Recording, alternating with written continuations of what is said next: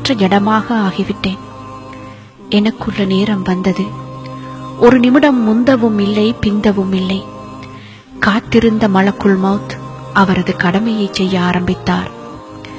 விசுக்கென்று என் உயிரை பிடுங்கினார். என் உடல் சட்டென்று குலுங்கி அடங்கியது. அவ்வளவுதான், எல்லாம் முடிந்துவிட்டது. நான் இவ்வுலகை விட்டு பிரிந்து விட்டேன். என்னை வழி அனுப்பி வைப்பதற்குள்ள ஏற்பாடுகள் ஆரம்பமாகின. நான் மாடாய் உழைத்து சேர்த்த சொத்துக்கள், வங்கி தொகைகள், அனுபவித்த விலை உயர்ந்த கார்கள், வாழ்நாள் முழுவதும் நான் சேகரித்த எனது தொடர்புகள் அனைத்தும் இனி எனக்கு எந்த பயனையும் அளிக்கப் போவதில்லை. இனி எனது அடையாளம் என் கப்ரு மட்டும்தான். எனது பெயரும் மாற்றப்பட்டு விட்டது. என் பெற்றோர் பல நாட்கள் ஆலோசனை செய்து தேர்ந்தெடுத்த எனது பெயர், அவர்கள் வாயால் கூவி கூவி அழைத்து மகிழ்ந்த அந்த பெயர் மாற்றப்பட்டு விட்டது.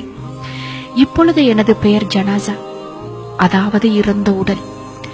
எனக்கு நெருங்கியவர்கள் எனது கபரை வெட்டுவதற்கான ஏற்பாடுகளில் இறங்கியுள்ளார்கள். ஜனாசாவை நீண்ட நேரம் வீட்டுக்குள் வைக்கக்கூடாதாம். அவர்களுக்குள் பேசிக் கொள்கின்றனர். என்னை இப்பொழுது நீண்ட நேரம் வைத்துக் கொள்ள அனுமதி இல்லாத இந்த வீட்டை நான் தான் கட்டினேன். பல கனவுகளுடன் பார்த்து பார்த்து லட்சக்கணக்கில் செலவு செய்து கட்டினேன்.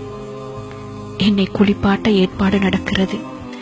நான் வீட்டுக்கு வெளியே குளிப்பாட்டுவதற்காக எடுத்துச் செல்லப்படுகிறேன். நான் பார்த்து பார்த்து கட்டிய வீட்டில், நான் அழகுற கட்டிய குளியலறையில் எனக்கு குளிக்க அனுமதி இல்லை. குளியலறையை சொகுசாக பயன்படுத்த வேண்டும் என்பதற்காக விலை உயர்ந்த பொருட்களை வாங்கி அங்கே பொருத்தினேன். அவையெல்லாம் இனி எனக்கு சொந்தமில்லை. இந்த நிலையில் எனக்கு பயன்படாத இந்த பொருட்களை நான் ஏன் வாங்கினேன்? குளிப்பாட்டி முடிந்தது. என்னை வெள்ளை துணியில் சுற்றினார்கள். விலை உயர்ந்த என் ஆடைகள் எல்லாம் எங்கே போய்விட்டன? என்னை சந்தூக்கில் வைத்தார்கள். எனது விலையுயர்ந்த ஏசி கார் ஒரு பக்கம் கம்பீரமாக நின்று கொண்டிருந்தது. அது இப்பொழுது எனக்கில்லை. எனக்கு கிடைத்திருப்பதெல்லாம் இந்த மரப்பெட்டிதான். இதற்குத்தானா நான் இவ்வளவு நாள் கஷ்டப்பட்டு பணம் சம்பாதித்தேன்?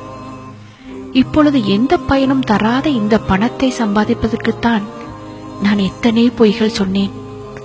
எல்லாம் வீணாக போய்விட்டது. நான் என் வாழ்க்கையை தொலைத்து விட்டேன். எனது இறுதி பயணத்தை சுத்தமாக மறந்துவிட்டேன்.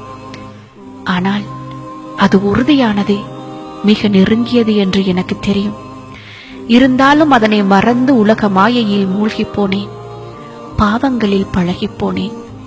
ஆனால் இன்றோ எனது விளையாட்டு முடிந்து விட்டது. இது எனக்கு மட்டுமல்ல, உங்கள் எல்லோருக்கும் தான். நீங்கள் எல்லோரும் இதே நிலையை ஒரு நாள் அடையத்தான் போகிறீர்கள். ஒரு நாள் உங்களுக்கு இந்த உலகம் ஒரு சிறிய கனவு போல் கலைந்துவிடும். எனக்கு நேர்ந்தது போல் உங்களுக்கும் நடக்கும். உங்கள் உயிர்களும் ஒரு நாள் பிடுங்கப்படும். ஆதலால் தயாராக இருந்து கொள்ளுங்கள். நன்மைகளை கட்டி வைத்துக் கொள்ளுங்கள். அது ஒன்றுதான் உங்களுக்கு உதவும். உங்கள் இறுதி பயணத்தை இன்பமயமாக மாற்றும்.